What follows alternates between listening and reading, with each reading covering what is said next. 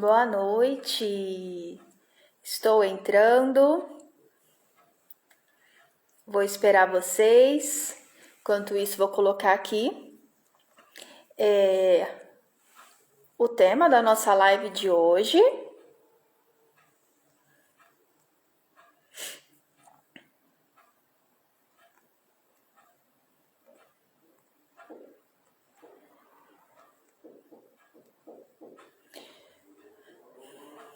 Estou colocando o tema aqui para ficar mais fácil, para quem for entrando conseguir identificar qual que vai ser o assunto que a gente vai conversar um pouquinho hoje.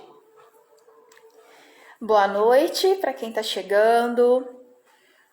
É um prazer estar aqui, mais uma quinta-feira, falando com vocês. Hoje eu não estou na minha casa, como de costume, hoje eu ainda estou na clínica, porque eu acabei bem tarde por aqui hoje. E aí eu preferi ficar por aqui mesmo para encerrar o meu dia aqui com essa live aqui com vocês. Então, boa noite para quem tá chegando. Vou esperar chegar, tá? Mais alguém, chegar mais pessoas aqui pra gente conversar, bater esse papo sobre ansiedade infanto-juvenil na pandemia. É um assunto que surge diariamente na clínica, nas caixinhas de perguntas, no direct, no WhatsApp. Todos os dias tem alguém solicitando ajuda, solicitando aí uma orientação com relação à ansiedade, né? Então, eu acho que é um momento oportuno para a gente estar conversando sobre a ansiedade, né? Porque sim, é um transtorno que de fato incomoda, né? E dependendo do nível que a ansiedade, o quadro de ansiedade tiver, né? Gera muito sofrimento para a criança, para o adolescente. Então a gente precisa sim conversar e falar sobre a ansiedade infanto-juvenil, ainda mais nesse momento que nós estamos vivendo de pandemia, de isolamento. Faz todo sentido a gente conversar sobre isso nesse momento. Então tá, vou aguardar mais alguém chegar. Quem já estiver por aqui, clica no aviãozinho aqui embaixo, manda essa live para mais mamães, para que mais pessoas possam chegar e acompanhar essa live aqui com a gente, tá bom? Pode deixar sua pergunta, porque eu imagino que seja um assunto, né, que gere muitas questões, muitas dúvidas. Então, pode deixar que eu estarei respondendo aqui para vocês, tá bom? Pode deixar sua pergunta aí, que eu vou estar respondendo com o maior carinho. Bom, toda quinta-feira, então, eu propus essa live e sempre eu vou estar ali abrindo caixinhas de perguntas para mim saber qual que é o tema que vocês querem que eu traga para nossa live, né? Porque não faz sentido eu estar aqui se eu não falar um assunto que vai atender a sua necessidade, que vai de encontro com o que você precisa aí na sua casa, com os seus filhos, tá? Então, eu abri várias caixinhas de perguntas essa semana, acho que foi na segunda-feira, e foi unânime, quase que unânime, tá? Vocês optaram para que eu falasse sobre ansiedade infantil, infanto-juvenil, porque sim, é um dos problemas que tem mais perturbado as crianças, os adolescentes e que tem aí tirado a paz das mães, né? Então vamos lá. Primeira coisa que a gente precisa entender, né? Que segundo as informações, né, da Organização Mundial de Saúde, cerca de 10% das crianças, elas sofrem algum transtorno de ansiedade.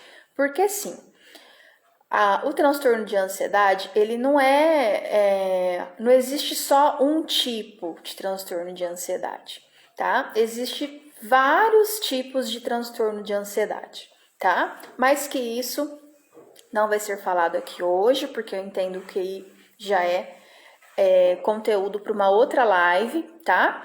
Mas 10% das crianças, sim, elas sofrem de algum transtorno de ansiedade por N causas, N motivos, tá? Porém, olha só que interessante, a gente pensar no número de crianças que existe, né, em todo o mundo, assim, 10% é um número razoavelmente pouco, né? Por quê? Porque toda criança, né, que tá ali em pleno desenvolvimento, que tá ali crescendo, é normal, natural que ela apresente em algum momento sintomas de ansiedade. Então, por isso que é sempre bom a gente estar muito atento à nossa criança, ao comportamento que ela apresenta, porque nem todo comportamento ansioso, de fato, é um transtorno de ansiedade. Isso por quê? Porque o repertório da criança já é um repertório limitado. Então, é natural que isso gere nela essa ansiedade de expectativa, de curiosidade, de explorar o meio que ela vive, de ser curiosa, né? De estar muito atenta a diversas informações que ela está recebendo ali do meio. Por ela não ter ali condições emocionais, né? De regulação, porque a regulação emocional é algo que a gente vai construindo e adquirindo ao longo do nosso desenvolvimento. Então, ela tem, né, uma certa dificuldade de lidar com tanta informação que ela vai recebendo ali no seu dia a dia, de se organizar, né? Então, é natural e super normal que toda criança apresente sintomas ou características de ansiedade, comportamento ansioso, que a gente chama, né? Mas isso não caracteriza um transtorno de ansiedade, tá? Quando a gente fala de transtorno de ansiedade, a gente está falando de algo muito mais complexo, tá? Algo muito mais delicado, que precisa ser avaliado, né? Que a observação precisa ser cuidadosa, sistemática, porque toda criança é ansiosa por si. Em algum momento do seu desenvolvimento, por total falta de regulação emocional, que isso é adquirido e construído aí ao longo do seu desenvolvimento, e é ensinado, inclusive, ela vai apresentar a ansiedade. Principalmente aquela ansiedade da espera, né? De não saber o que vai acontecer amanhã, de esperar o aniversário que está chegando, de esperar aquele passeio legal, né, que vai acontecer. Enfim, essa ansiedade da espera é muito comum para a criança, exatamente por essa dificuldade aí nessa habilidade de regulação emocional que é construído ao longo do seu desenvolvimento e por excesso de estímulos. Quando a criança está ali no ambiente com excesso de estímulos o tempo todo, né? No seu dia a dia, ela não sabe ali lidar com aquela atenção focada, igual o adulto vai aprendendo a lidar com isso no seu desenvolvimento. Então é normal que ela fique desatenta, que ela perca atenção em algum momento, que ela desfoque, tá? Que são também características da ansiedade. Percebe? Então, isso não pode ser, de forma alguma, entendido como um transtorno de ansiedade. E aí, vamos pensar agora como que fica a criança, como que ela fica abalada emocionalmente com relação à pandemia do Covid, né? Não tá fácil. Primeiro, estão fora da escola. A escola, ela não tem um papel só pedagógico, tá? Ela tem um papel de formação socioemocional fundamental, né? Então, a criança fora da escola, ela tá perdendo ali ainda a oportunidade de desenvolver, inclusive, habilidades socioemocionais, né? Então, só por ela estar fora da escola, longe dos amigos, da seu relacionamento com os seus pares, que são seus amiguinhos, né? Porque mais atenção que a mãe dê, que o pai dê, que o irmão dê, às vezes o irmão não é da mesma idade, né? Ainda assim, a criança experimenta a ausência. Ela fica ali naquele sentimento de que tá faltando, tá? Porque a escola desempenha um papel importantíssimo. Sem falar no gasto de energia, né? Tá limitada ali o ambiente, restrito. Por mais que a família desempenhe aí algumas coisas, introduz algumas coisas na rotina para que essa criança gaste energia, ainda assim não se compara à rotina que ela tinha antes, né? Então, só por isso, é muito comum que o número de crianças que está apresentando sintomas ansiosos deve ter aumentado muito, né? Inclusive, são as queixas que eu tenho recebido muito persistentemente na clínica infanto-juvenil, tá? Mas eu sempre vou dizer o seguinte, que isso não significa que a criança está apresentando um transtorno de ansiedade, tá? Ela pode sim estar apresentando características e sintomas ansiosos, mas não necessariamente um transtorno de ansiedade, tá? O que vai caracterizar transtorno de ansiedade? É um conjunto de sintomas muito mais complexo, né? A criança, em tempo da pandemia, na questão do isolamento social, ela vai sim apresentar sintomas ansiosos, primeiro por ela estar fora da escola, segundo pelo isolamento e terceiro por medo, tá? Ela não tá isenta às informações que está circulando aí fora. Pessoas morrendo, né? Familiares, inclusive, pessoas próximas, pessoas que estão ficando acamadas entre a vida e a morte. Ela não está isenta a essas informações.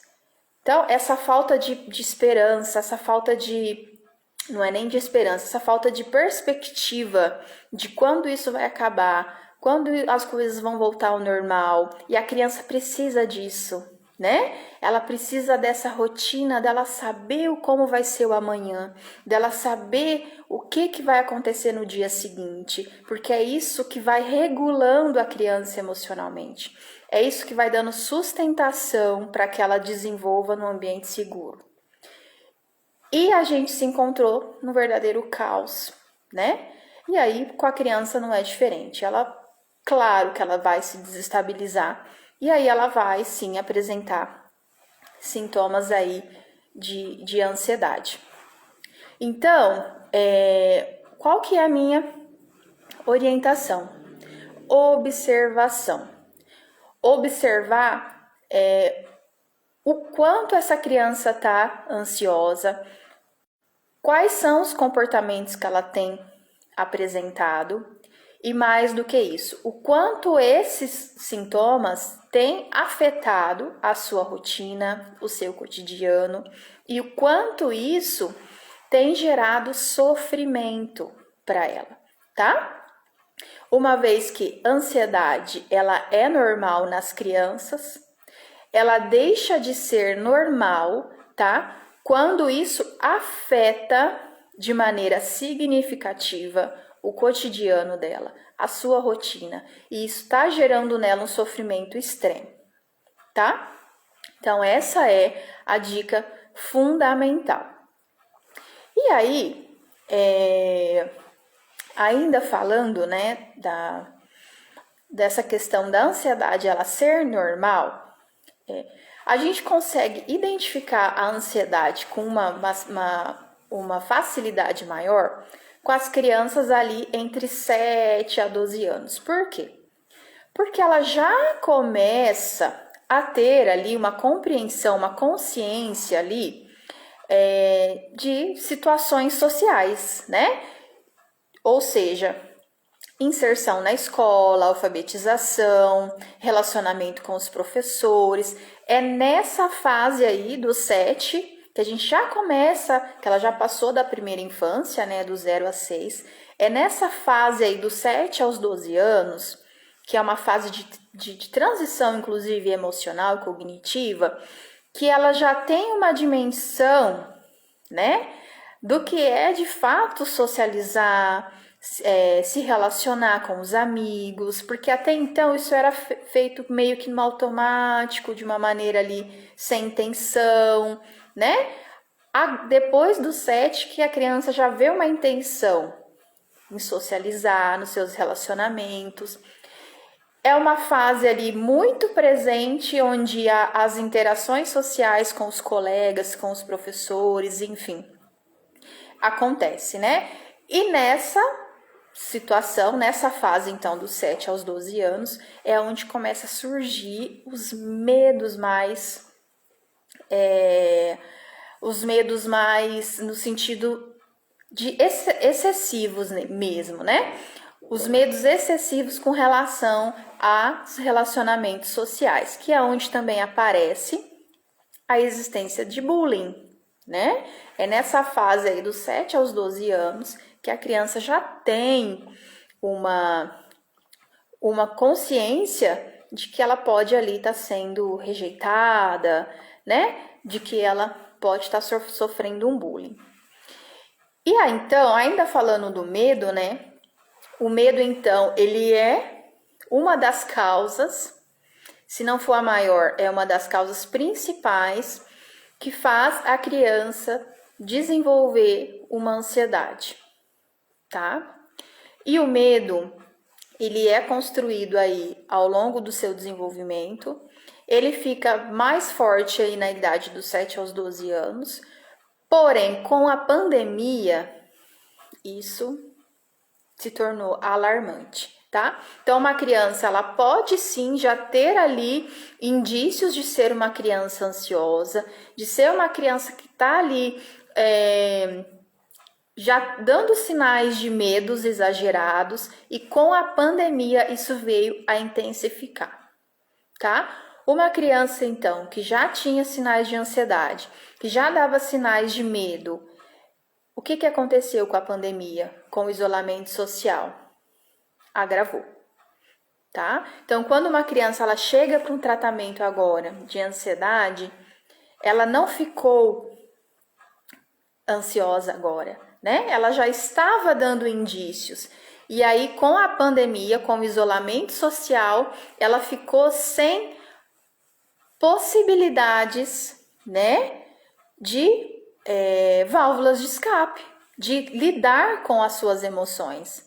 Porque uma criança que é ansiosa, mas ela tá indo para a escola, ela tá indo fazer o futebol, ela tá indo dançar, ela tá indo fazer as outras atividades do seu dia a dia, ela encontra nessas atividades meios de lidar com a sua ansiedade.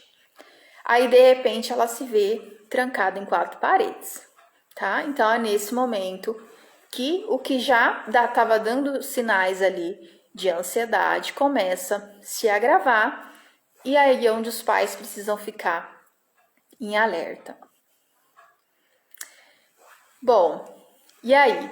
Quem for chegando, gente, manda um aviãozinho aí para que outras mães possam ter acesso a esse conteúdo, possa vir ouvir um pouquinho sobre ansiedade, né? Que é um assunto que a gente está tendo que lidar de uma maneira muito intensa aí com as nossas crianças e os nossos filhos adolescentes. E aí, eu vou falar agora um pouquinho com vocês de alguns sintomas, tá? Mais comuns da ansiedade. E quando a gente fala de sintomas, gente, da ansiedade, nós estamos falando de conjunto de sintomas, tá? A gente está falando de sintomas comportamentais, que é, ou seja, aquilo que a gente percebe no comportamento dela. A gente está falando de sintomas físicos, tá? Que é aquilo que a criança sente fisicamente mesmo no seu corpo. Nós estamos falando de sintomas emocionais, que talvez esse seja os sintomas mais difíceis da gente identificar. E tem também os sintomas cognitivos, que é aquele que afeta a sua aprendizagem, aquele que afeta a sua maneira de pensar, né, de raciocinar, porque sim, uma criança ansiosa vai refletir em todos os aspectos da sua vida, tá? Então, quando a gente fala de sintomas de ansiedade, a gente está falando de sintomas dentro desses 4 fatores, tá? Comportamentais, físicos, emocionais e cognitivos, tá? Eu vou tentar falar aí de uma maneira mesclada aí, porque não dá para mim falar de todos detalhadamente. Então vamos lá, quando a gente fala de sintomas aí comportamentais, então tem alguns. Então vamos lá, a criança muda o hábito alimentar, tá? Então, ou ela passa a comer mais, ou ela passa a comer menos. O mais comum, né, é que ela passe a comer mais. E geralmente a tendência é para o doce, tá? Porque isso tem um sentido aí quando a gente fala de questões neuroanatômicas, né? Então, o que mais quando a gente fala de comportamento? Ela fica mais agitada, mais inquieta. Então, esses são os sintomas comportamentais mais clássicos que fica mais fácil da gente identificar. Depois vem os físicos, que são dores de cabeça, tá? Pelo excesso de pensamento, pelo excesso de coisas ali que a criança fica tendo que lidar o dia todo. Dores de cabeça, dor de barriga, sudorese em excesso, isso independente de estar calor ou não, tá? Então a criança tem aquele suor excessivo, taquicardia, tremores, tá? Então a criança, você percebe, a perninha treme, a mãozinha, enfim. E tem outros, né, gente? Roer unha, tá? Tem umas também que tem o hábito de tirar a pelinha, então você percebe que é algo ali bem próximo da automutilação, mas de uma maneira, claro, muito mais sutil, né? Tem umas que puxa o cabelinho, enfim. São alguns dos sintomas físicos que fica mais fácil da gente identificar.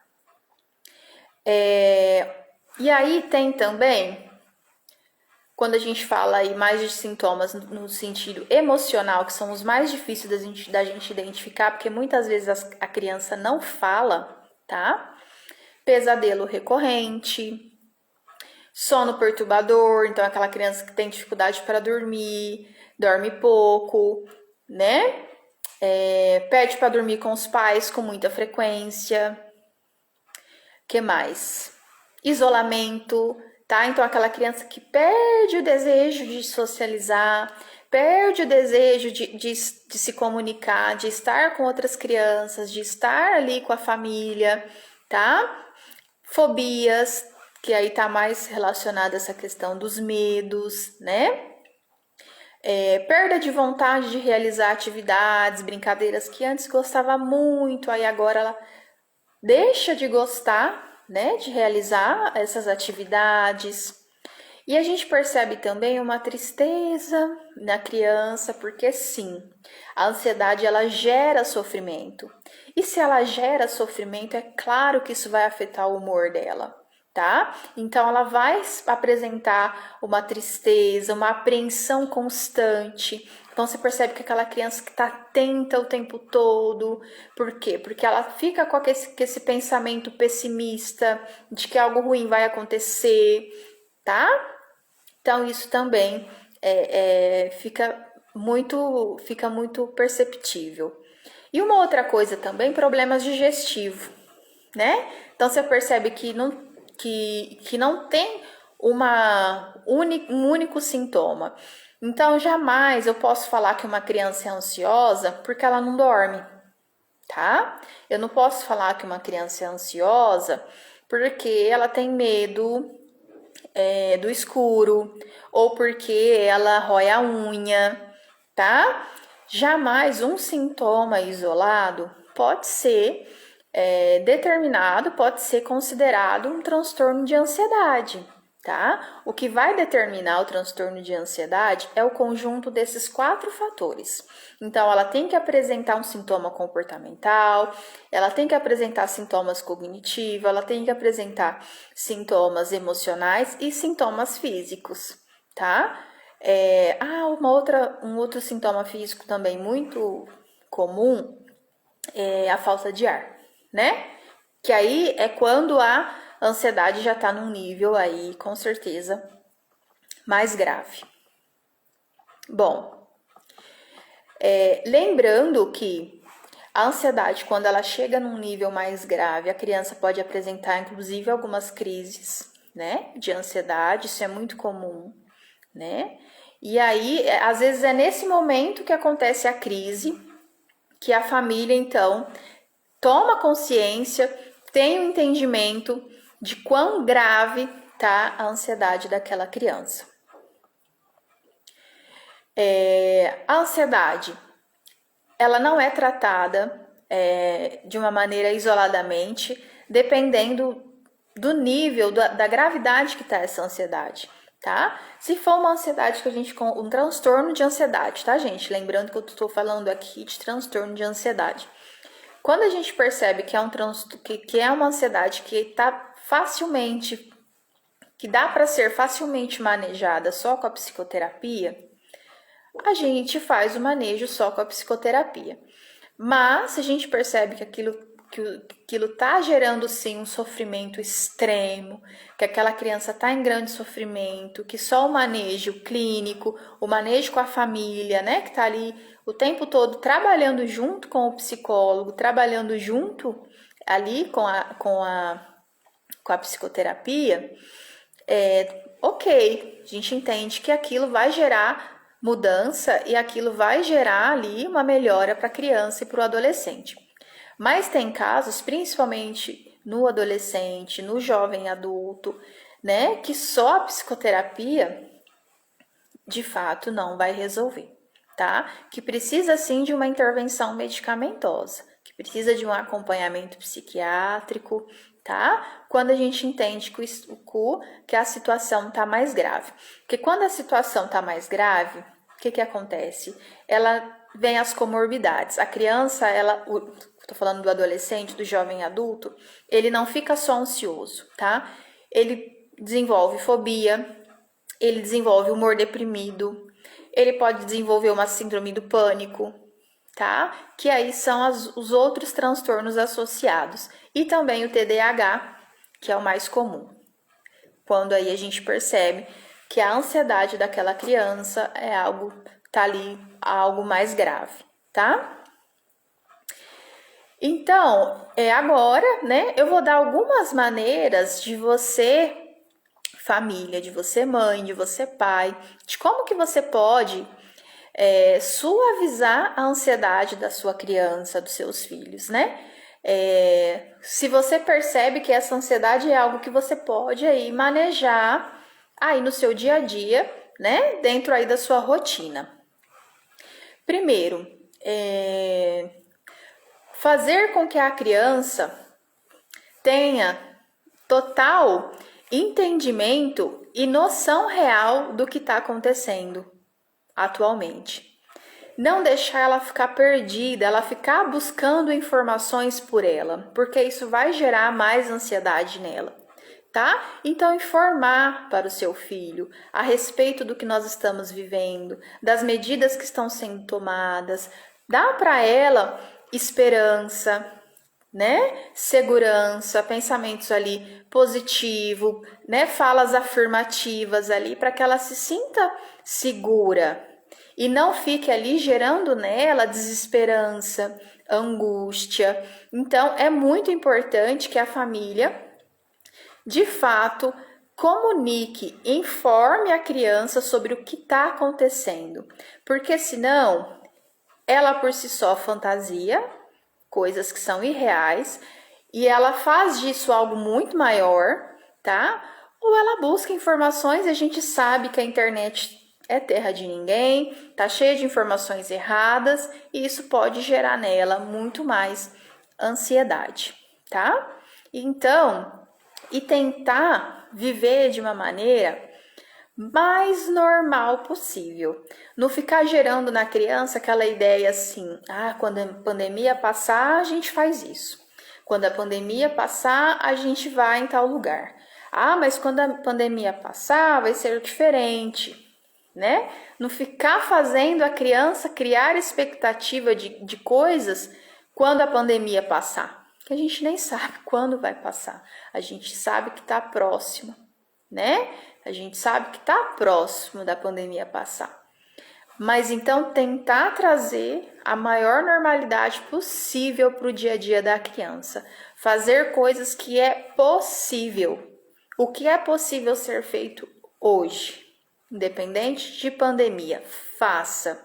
Não espere, tá? Para que a criança sinta ali que a sua vida continua, que a sua vida é essa, que ela não tenha essa angústia, essa falta de perspectiva, tá? E oferecer apoio constante, acolhimento, passar segurança para ela o tempo todo, diante de toda essa calamidade que a gente tá passando. Ficar mais próximo possível, atentos à mudança de comportamento, ao isolamento dela, né? Quando ela se afasta, fica incomunicável, tudo isso aí já são sinais aí de que a criança tá dando, de que algo não vai bem, né? Então procurar ficar mais próximo possível de oferecer apoio constante a essa criança nesse momento, tá bom? E aí, gente, tentar seguir uma rotina, né? Dentro aí do que é possível, tá? Eu sempre falo isso, dentro do que é possível, dentro do que dá para ser feito, mas para que a criança entenda de que a família está tendo controle sobre a situação. Porque a criança precisa disso. É isso que vai passar para ela segurança. Ela precisa ver os pais ali empenhados em passar para ela essa sensação de controle, de que está tudo sob controle, tá? Então a rotina, né, nesse sentido, ela é muito importante. Bom, e valorizar o medo da criança, porque a gente, por ser adulto, né, a gente tem esse comportamento falho que às vezes a gente comete de não valorizar o medo dela, de achar bobagem. Mas a gente tem que entender que nós achamos bobagem porque nós somos adultos. Mas ela ainda é uma criança em desenvolvimento, então a gente precisa validar o medo dela, compreender e entender que aquele medo é real, né? E de não ficar ali falando para a criança, mas que bobagem, onde se viu ter medo disso? Isso não existe. Não. Na percepção dela de criança, aquilo é real, né? E aquilo sim está gerando desconforto e sofrimento para ela. Então valide o medo dela e ajude ela a compreender que aquele medo não é real, né? De que aquele medo é fantasioso. E como? Orientando, né? Contando histórias, acolhendo a criança e ajudando ela ali a entender os seus medos. Não dizendo para ela que aquilo é coisa da cabeça dela, porque isso também vai gerar mais ansiedade. Nossa, então se isso é coisa da minha cabeça, meu Deus, o que está acontecendo com a minha cabeça então, né? Eu imagino uma criança pensando. Tá? Então, muito cuidado para não desvalorizar o medo que a criança sente, porque o medo é real. Falar sobre ansiedade, porque às vezes a criança fica ansiosa sem saber o que é ser ansioso, sem saber o que é ansiedade. E quando a gente maneja isso com a criança, a gente ajuda ela a entender o que ela está sentindo, é mais fácil dela conseguir controlar. Porque ela sabe o que é aquilo, né? Ela tem entendimento, ela tem uma noção do que ela está sentindo. Então, falar sobre a ansiedade com ela, quais são os sintomas que a ansiedade causa, né? E aí você orientar a criança, ajudar ela a entender o que ela está sentindo. Isso também é fundamental. Porque, gente, a criança, ela está desenvolvendo. ela tá crescendo, ela não tá pronta. E às vezes a gente comete esses erros por achar que ela tá pronta e que ela tem que saber tudo, e ela não sabe, né? Nós que precisamos ali orientar e ensinar a criança, inclusive, a identificar os seus sentimentos e as suas emoções, tá? Então, inclusive, quando a gente trata de ansiedade, é muito importante a gente ensinar a criança a identificar quais são os pensamentos que faz ela estar ansiosa. Olha só, que bacana. Bom, então é isso. Falei aqui de uma maneira bem resumida, né? Mas eu acho que eu trouxe informações bem importantes sobre a ansiedade. Nesse momento aí tão difícil que a gente está vivendo de pandemia. Espero que vocês tenham gostado. E quem tiver alguma pergunta, só escrever aí embaixo que eu vou estar respondendo para vocês. Pode me mandar um direct, tá? Que eu vou estar respondendo com o maior carinho. Para encerrar, bom, a gente sabe que a criança ela está sofrendo impactos emocionais com essa pandemia e com o isolamento social, né? Pensando nisso, agora nas férias de julho, eu preparei um workshop para a gente trabalhar a inteligência emocional. Vão ser 4 sábados, tá? Dia 10, 17, 24 e 31, das 2 às 5 horas da tarde. Vai ser aqui no meu espaço mesmo, da clínica, meu espaço aqui que eu utilizo da clínica. E eu vou estar recebendo as crianças, tá? Vão ser apenas 8 crianças por sábados, para a gente fazer atividades lúdicas, divertidas, tá? Para a gente desenvolver a inteligência emocional, habilidades socioemocionais brincando. Eu acho esse momento fundamental e importantíssimo para as crianças nesse momento. Então, se você tiver interesse, me chama no WhatsApp, me manda um direct, que eu vou estar explicando melhor como isso vai acontecer. Há uns dias atrás, né, semana passada, se eu não me engano, eu também tive aqui o Cine Psi com o filme Ublidus, foi fantástico. Gente, quanto que essas crianças estavam precisando desse momento de interação, de se expressar, de colocar para fora suas emoções, foi maravilhoso.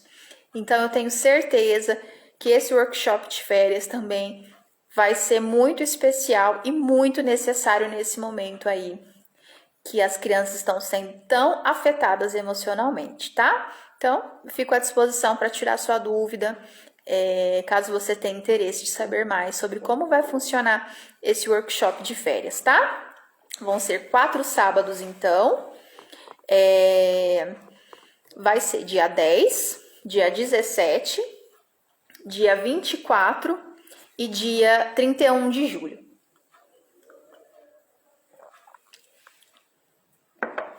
Tá bom? Bom, se ninguém tiver nenhuma pergunta, a gente vai estar encerrando a nossa live.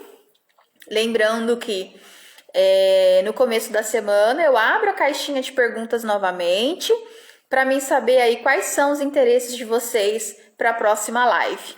Combinado? Espero que vocês tenham gostado. É sempre um prazer estar aqui e um beijo para todos. Até a próxima live.